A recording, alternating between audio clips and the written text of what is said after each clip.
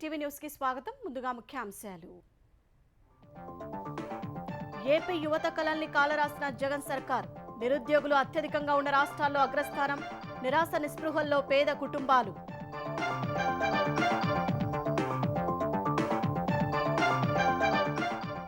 మరో 7,000 కోట్ల రుణానికి సిద్ధమైన వైకాపా సర్కార్. ఎన్నికల కోడ్ వచ్చేలోపు అప్పు తీసుకునేలా ప్రణాళిక. ఏపీ ఎండీసీ ద్వారా ప్రైవేట్ బాండ్లు. నేడు తెలుగుదేశం రెండో జాబితా. చంద్రబాబును కలిసిన గంటా సహా పలువురు నేతలు. మరో 9 మంది పేర్లు ఖరారు చేసిన జనసేన.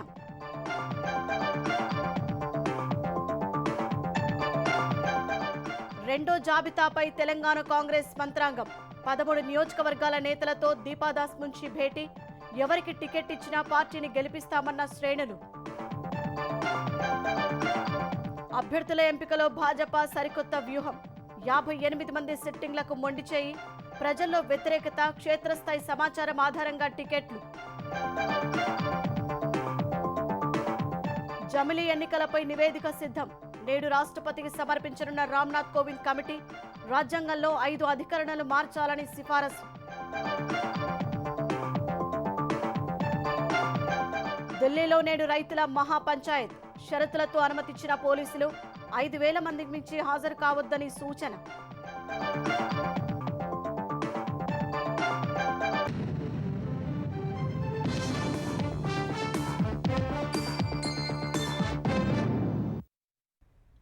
కడుపు కట్టుకుని రూపాయి కూడపెట్టి చాలా మంది తల్లిదండ్రులు తమ బిడ్డల్ని చదివిస్తారు.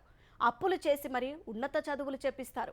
అలాంటి పిల్లల చేతుల్లోకి డిగ్రీలొచ్చి ఏళ్లు కావస్తున్నా కొలువులు రాకపోతే ఆ పేద కుటుంబాల పరిస్థితి ఏంటి? పిల్లలు నిరాశ నిస్పృహల్లో కూరుకుపోతారు. తల్లిదండ్రులు ఆర్థికంగా ఇంకా చితికిపోతారు. ఏపీలో అలాంటి దౌర్భాగ్య పరిస్థితిని సీఎం జగన్ సృష్టించారు. సర్కారీ కొలువులు భర్తీ చేయకుండా యువతరం కళల్ని కాలరాసిన వైకాపా ప్రభుత్వం నిరుద్యోగులు అత్యధికంగా ఉన్న రాష్ట్రాల్లో ఏపీని నంబర్ 1గా తయారు చేసింది.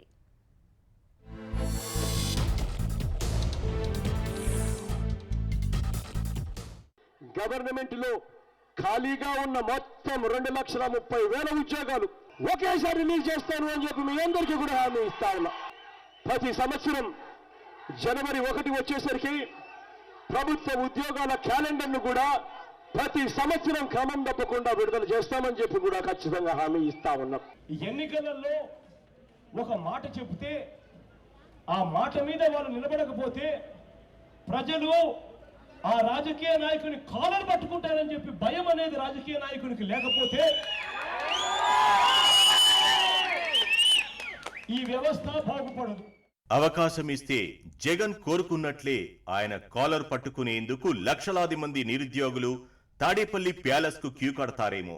ఉద్యోగాల విప్లవమని నమ్మబలికి ఉపాధి అవకాశాల్ని ఎందుకు నాశనం చేశారంటూ నవతరం సిద్ధమైతే సమాధానం చెప్పే దమ్ము జగన్ కు ఉందా?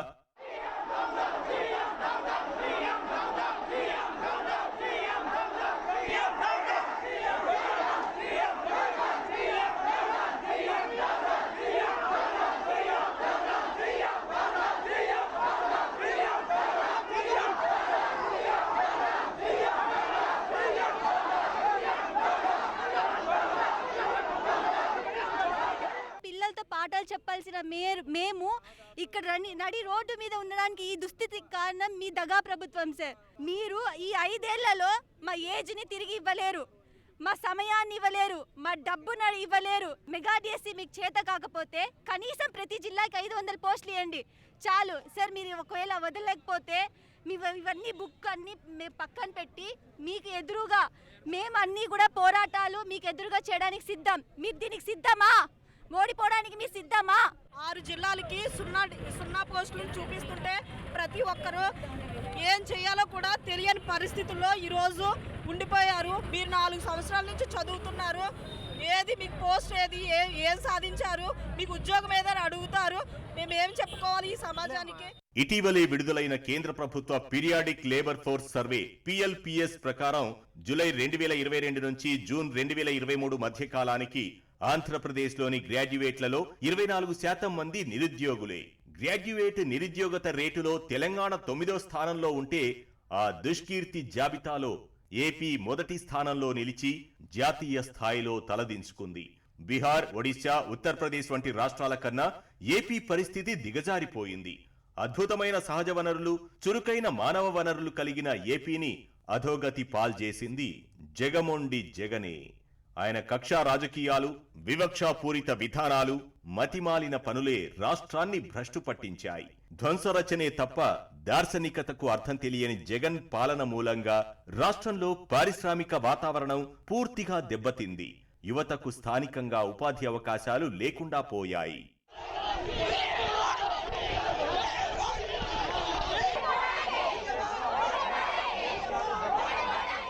జగన్ వస్తారు, మాకేదో జాబ్స్ ఇస్తారు, మేమేదో లైఫ్లో సెటిల్ అవుతామని చెప్పి చాలా ఎదురు చూసాం. కానీ అది ఒక నిరాశగానే ఉంది తప్ప మేము ముందుకెళ్ళే అవకాశం అయితే మాకైతే లేదు. మేమనుకున్నాం జగనన్న వస్తే వాళ్ళ నాన్నగారి లాగా ఈయన కూడా నిరుద్యోగులకి న్యాయం చేస్తారు అని అనుకున్నాం. పోనీ ఇతర పోస్టులు ఏమన్నా పడితే డిగ్రీ బేస్ మీదన్నా రాద్దామంటే ఏ పోస్టులు ఇంకా ఏం రావట్లేదు. దేశంలో యువతకు అత్యధికంగా ఉద్యోగాలిస్తోంది ఐటీ, బీపీఓ రంగమే. తెలంగాణలో ఐటీ ఉద్యోగుల సంఖ్య 9 లక్షలకు పైబడింది. మరి ఏపీలో ఎంతమంది ఉన్నారంటే తలెత్తుకోలేని పరిస్థితి. దీనికి కారణం జగన్ పెడసరుపు పాలనే. రాష్ట్ర విభజన అనంతరం చంద్రబాబు సర్కార్ కృషితో ఏపీలో ఐటీ రంగం కొత్తగా మొగ్గతొడిగి మారాకు వేయడం ప్రారంభించింది. అంతలోనే అధికారంలోకి వచ్చిన జగన్ సర్కార్ మొగ్గ దశలోనే తుంచేసింది. యువతకు ఉపాధి, రాష్ట్రానికి రాబడి అందించే ఐటీ రంగానికి జగన్ చేయూతనివ్వకపోగా గత ప్రభుత్వ శ్రమ ఫలితాలను దుంపనాశనం చేశారు. ఐటీ కంపెనీలను ఏపీకి తీసుకువచ్చేందుకు తెలుగుదేశం ప్రభుత్వం డిజిగ్నేటెడ్ టెక్నాలజీ పార్క్ విధానాన్ని పాటించింది. దాని ప్రకారం దరఖాస్తు చేసుకున్న కంపెనీలకు అద్దెలో రాయితీ, విద్యుత్, ఇంటర్నెట్ సౌకర్యాలు సమకూర్చేవారు. ఆయా సంస్థలు కల్పించే ఉద్యోగాల సంఖ్య ఆధారంగా నగదు ప్రోత్సాహకాలను అందించేవారు. మూర్ఖత్వమే తప్ప ముందు చూపు లేని జగన్ ఆ విధానాన్ని మూలకు నెట్టారు. ఫలితంగా దాదాపు 100 చిన్న మధ్య తరహా ఐటీ కంపెనీలు మూతపడ్డాయి. ఐబీఎం, హెచ్ఎస్బీసీ వంటి పెద్ద కంపెనీలు జగన్ జమానాలోనే ఏపీకి వీడ్కోలు పలికేశాయి. విశాఖలోని స్టార్టప్ విలేజ్ కు జగన్ పొగబెట్టడంతో అంకుర సంస్థలెన్నో కుదేలయ్యాయి. ఐటీ, బీపీఓ కంపెనీలు ఎక్కువగా ఉండే ప్రాంతాల్లో రియల్ ఎస్టేట్, రిటైల్, రవాణా, ఆహార, వినోదాలతో పాటు ఇతరేతర సేవల రంగాలు వేగంగా అభివృద్ధి చెందుతాయి. కొన్ని లక్షల మందికి అవి ప్రత్యక్షంగా, పరోక్షంగా ఉపాధి అవకాశాలు అందిస్తాయి. ఏపీకి ఆ భాగ్యం లేకుండా చేసిన జగన్ యువత పరాయి రాష్ట్రాలకు వలసపోవాల్సిన దుస్థితిని తీవ్రతరం చేశారు. ఈ ప్రభుత్వం వచ్చిన తర్వాత 4.5 సంవత్సరాల్లో కనీసం ఒక ఐటీ కంపెనీ కూడా ఇన్సెంటివ్ అనేది రిలీజ్ చేయలేదు. It is not a business friendly environment. Revenge politics కానీ ఇలాంటివన్నీ చేయటం వల్ల negative image of Andhra Pradesh international ఇన్వెస్టర్స్కి వెళ్ళిపోయింది బాగా. అందువలన ఐటీ రంగం విశాఖపట్నంలో కానీ ఆంధ్రప్రదేశ్లో కానీ టేక్ ఆఫ్ అవ్వలేదు. ప్రతి శుక్రవారం పూట ఎంప్లాయ్మెంట్ ఆఫీసులో మీరు పెడితే చదువుకున్న పిల్లలు వస్తారు, ఎంప్లాయీ రెంటే పెద్ద పెద్ద కంపెనీలు వస్తాయి. వచ్చినప్పుడు వీళ్ళకి ఉద్యోగాలు షూట్ చేసుకుంటారు, వాళ్ళకి నచ్చిన ఉద్యోగాలు ఏది బాగుంటుందో చూసుకుంటారు. అది కూడా బాగుండేది. ప్రభుత్వ శాఖలు ఎవరు కూడా దాన్ని పట్టించుకునే పరిస్థితి లేకుండా పోయింది. రాష్ట్ర మేలు కోసం గత ప్రభుత్వం చేపట్టిన ఎన్నో మంచి పనుల్ని అకారణంగా అటకెక్కించిన జగన్ విద్యార్థులకు నైపుణ్య శిక్షణను అందించేందుకు ఉద్దేశించిన ప్రాజెక్టులకు అలాగే పాతరేశారు. మన పిల్లలకు హై ఎండ్ స్కిల్స్ నేర్పించాలని నోటితో సూక్తి ముక్తావళి బోధిస్తూ చేతల్లో విధ్వంసక విధానాన్ని అమలు చేశారు. చంద్రబాబు మీద కోపంతో సిమెన్స్ ప్రాజెక్టులో భాగంగా ఏర్పాటైన నైపుణ్య కేంద్రాలకు తాళాలు వేయించారు. 2 లక్షల మందికి పైగా విద్యార్థులకు నైపుణ్య శిక్షణ, 70,000 మందికి పైగా పిల్లలు మంచి ఉద్యోగాలు పొందేందుకు దారి చూపింది సిమెన్స్ ప్రాజెక్ట్. అన్ని కుటుంబాల్లో వెలుగు నింపిన ప్రాజెక్టుపై బురద జల్లడం, విద్యార్థులకు అన్యాయం చేయడం తప్ప జగన్ చివరకు సాధించిందేంటి?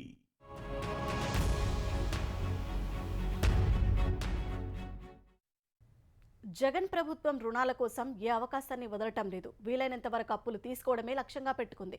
ఎన్నికల షెడ్యూల్ వచ్చేలోపు మరో 7,000 కోట్ల రుణం తీసుకునే ప్రయత్నాల్లో నిమగ్నమైంది. ఏపీ ఖనిజాభివృద్ధి సంస్థ ద్వారా ప్రైవేటు బాండ్ల రూపంలో 7,000 కోట్ల రుణం పొందేందుకు శరవేగంగా దస్త్రాన్ని కదిపింది. ఆగమేఘాలపై మంత్రివర్గ ఆమోదం తీసుకునేందుకు సిద్ధమైంది. ఏపీ ఎండీసీ చరిత్రలోనే తొలిసారి ప్రైవేటు బాండ్ల ద్వారా రుణం తీసుకోనున్నారు. అదే ఆ సంస్థ కోసం కాకుండా ప్రభుత్వ అవసరాల నిమిత్తం రుణం తీసుకునేందుకు రంగం సిద్ధం చేశారు. రుణం తీసుకునేందుకు అనుమతి, ప్రభుత్వ గ్యారంటీ కోరుతూ రూపొందించిన దస్త్రాన్ని 2 రోజుల క్రితమే ప్రభుత్వానికి పంపారు.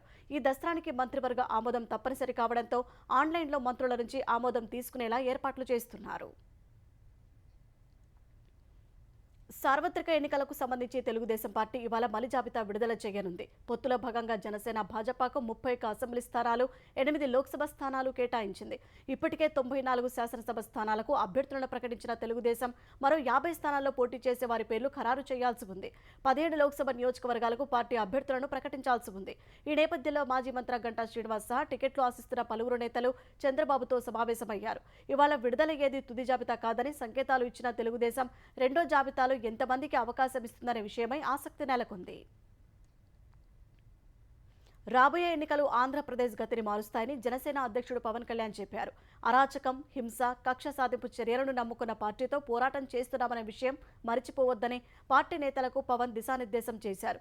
ఇప్పటికే 6 స్థానాలకు అభ్యర్థులను ప్రకటించిన జనసేనాని మరో 9 నియోజకవర్గాల్లో పోటీ చేసే వారి పేర్లను ఖరారు చేసినట్టు తెలుస్తోంది. జనసేన తరపున అభ్యర్థిత్వాలు ఖరారైన కందుల దుర్గేష్, పంతం నానాజీ, బత్తుల బలరామకృష్ణ, లోకం మాధవితో పాటు ఇటీవలే పార్టీలో చేరిన పులవర్తి రామాంజనేయులు తదితర నేతలతో మంగళగిరి పార్టీ కార్యాలయంలో పవన్ కళ్యాణ్ సమావేశమయ్యారు. అభ్యర్థులకు ఎన్నికల నియమావళి, నామినేషన్ దాఖలు నుంచి పోలింగ్ వరకు ఉండే వివిధ దశలు, నియమ నిబంధనలను తెలిపే పత్రాలను అందజేశారు. ముఖ్యమంత్రి జగన్ ఇవాళ ఉమ్మడి కర్నూలు జిల్లాలో పర్యటించనున్నారు. సీఎం పాల్గొనే సభ ఏర్పాట్లను జిల్లా కలెక్టర్ సృజన, ఎస్పీ కృష్ణకాంత్ పర్యవేక్షించారు. ముందు జగన్నాథగుట్టకు చేరుకున్న సీఎం జగన్ జాతీయ న్యాయ విశ్వవిద్యాలయానికి శంకుస్థాపన చేసి బనగానపల్లిలో జరిగే ఈబీసీ నేస్తం కార్యక్రమంలో పాల్గొంటారు. బటన్ నొక్కి అర్హులైన మహిళా లబ్ధిదారుల ఖాతాల్లో నగదు జమ చేయనున్నారు. అక్కడ నూతన ప్రభుత్వ ఆసుపత్రిని సీఎం ప్రారంభించనున్నారు. సీఎం జగన్ పర్యటన నేపథ్యంలో ఒకరోజు ముందే దుకాణాలను మూసివేయించి బారికేడ్లు ఏర్పాటు చేశారు. రహదారికి ఇరువైపులా చెట్లు తొలగించారు. ఎవరికి టికెట్ ఇచ్చినా కలిసికట్టుగా పనిచేసి గెలిపించడానికి కృషి చేస్తామని పార్టీ రాష్ట్ర వ్యవహారాల ఇన్ఛార్జ్ దీపాదాస్ మున్షికి తెలంగాణ కాంగ్రెస్ నేతలు తెలిపారు.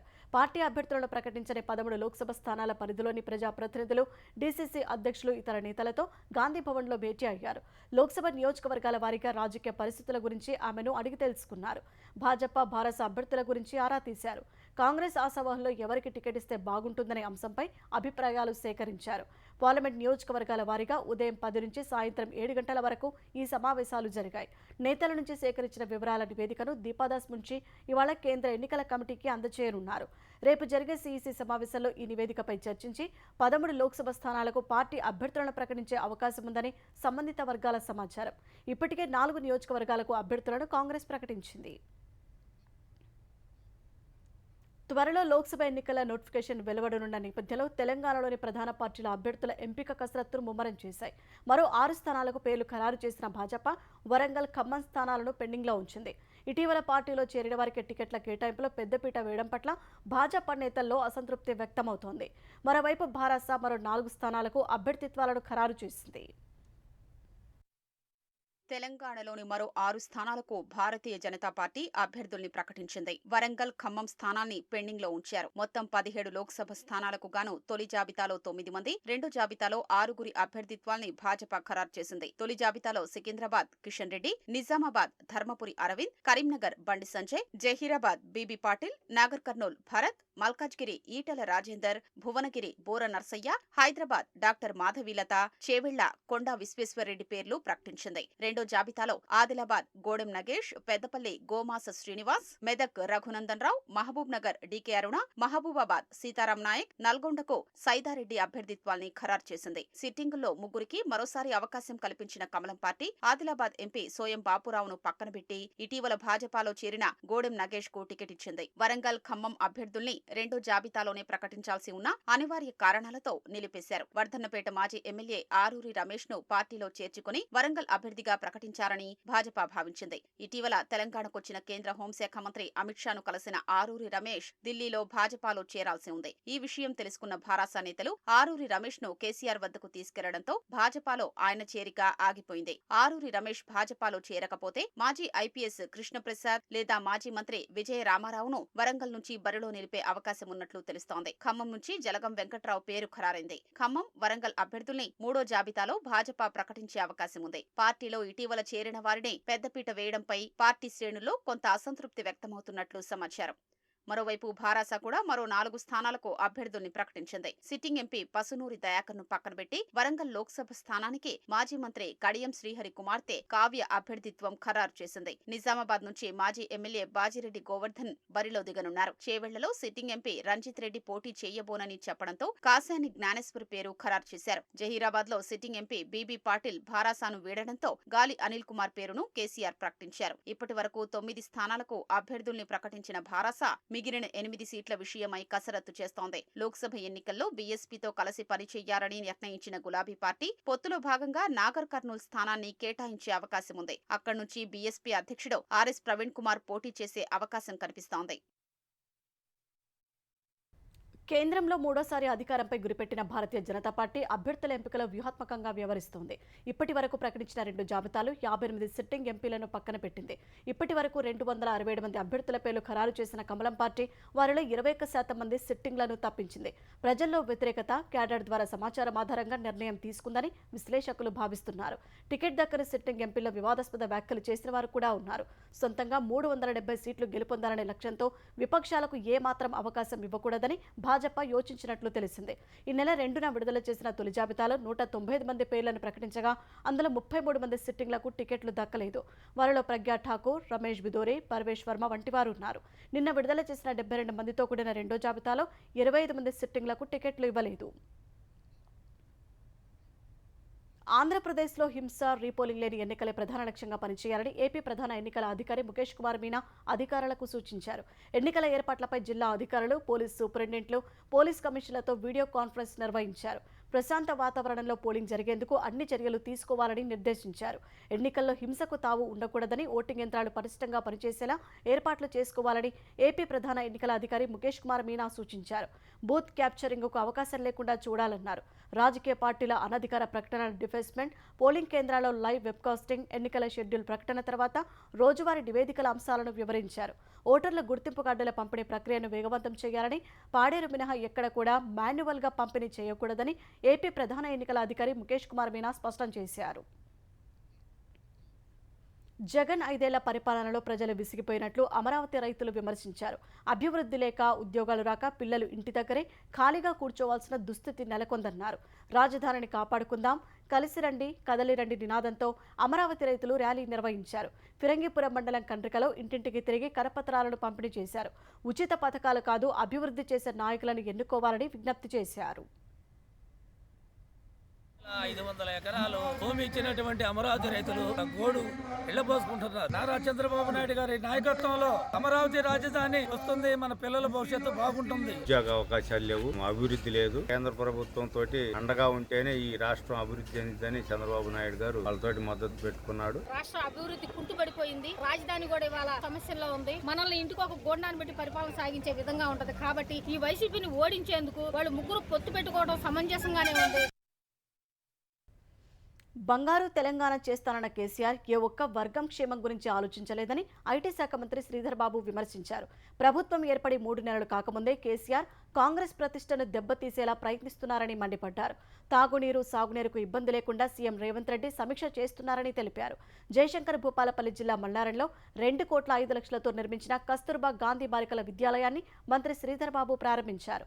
అనంతరం గోదావరి ఖనిలో 142 కోట్ల వ్యయంతో నిర్మించనున్న 355 పడకల అదనపు ఆసుపత్రి భవనానికి ఎమ్మెల్యేతో కలిసి శంకుస్థాపన చేశారు.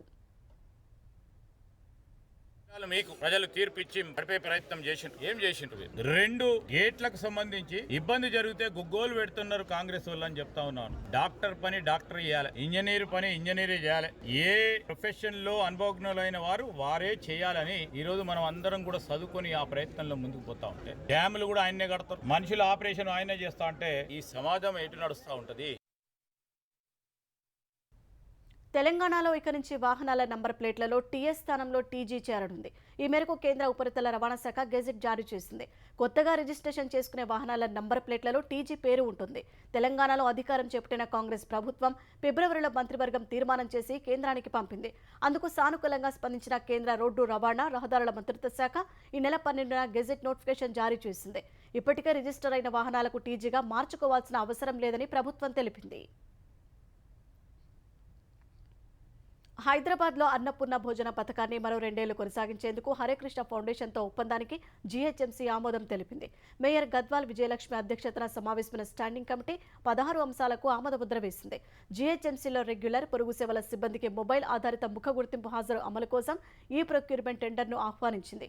ఆసిపురం రాయసముద్రం చెరువు ఇంటెక్ 1 నుంచి ఇంటెక్ 2 వరకు డ్రైనేజీ మళ్లింపు పనుల కోసం 2,52 లక్షలతో టెండర్లు పిలవటానికి స్టాండింగ్ కమిటీ ఆమోదం తెలిపింది. బేగంపేట ఆర్ఓబీ కోసం 20, ఆర్కేపురం ఆర్ఓబీ పునరుద్ధరణకు 6 కోట్ల అంచనా వ్యయంతో పరిపాలన అనుమతులు ఇచ్చింది. ఎల్బీనగర్ చుట్టుపక్కల 4 జంక్షన్లలో మల్టీలెవెల్ ఫ్లైఓవర్లకు సవరించిన అంచనా వ్యయం 550 కోట్ల మంజూరుకు జీహెచ్ఎంసీ స్టాండింగ్ కమిటీ ఆమోదముద్ర వేసింది.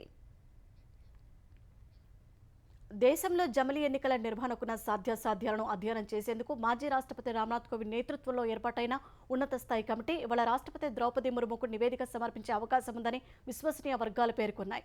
ఒకేసారి ఎన్నికల నిర్వహణకు ప్రజా ప్రాతినిధ్య చట్టంలోని పలు నిబంధనలు, రాజ్యాంగంలోని 5 అధికరణలు సవరించాలని కమిటీ సిఫార్సు చేసినట్టు తెలిసింది.